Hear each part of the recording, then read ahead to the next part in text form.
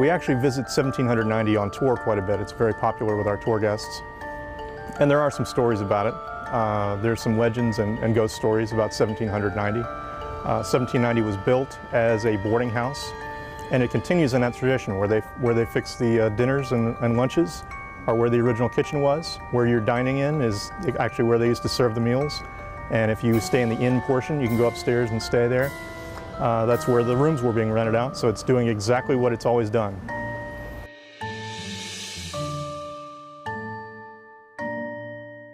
There are several legends about the inn, one of which is the legend of Anna, and she is their resident ghost, the most famous ghost in 1790. The story is that she was a servant here working as a cook and also a maid cleaning the upstairs rooms. One of the rules was you had to not fraternize with the guests. Let's just make a long story short and say that Anna fraternized. She fraternized with one of the sailors who was staying here, and she got into an unfortunate situation. He promised to marry her. He went and set sail. He came back. He actually never came back to Savannah. And she was 16 and naive. She believed him, and she was waiting for him to return. And when that never happened, she actually jumped from her upstairs room out and ended her life out on the sidewalk. She is the most famous ghost here. There are several other ghosts. There is reputed to be the ghost of an old cook. They note her presence by the jangle of bracelets. She's been known to be fairly aggressive.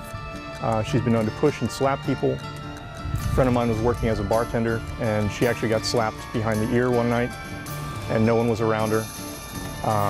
Some other strange things have happened along those same lines, people getting pushed, shoved in the back. She's apparently very territorial. Okay. Likes people to keep their distance. And one other strange story that I've heard is the ghost of a slave boy. This property did have slaves back in the day, and the owner, Patrick, has reported on numerous occasions that pennies will appear in strange places or even drop from the ceiling right there near him. And as the story goes, slaves were not allowed to handle money because they could use that money, they could hold on to it and use it to buy their freedom. So slaves were obligated to turn the money back in, and the ghost of the little boy is returning that money. I would urge anybody to come down to the 1790, both tourist and local alike. You're guaranteed to have a spirited time, whether you find any ghosts or not.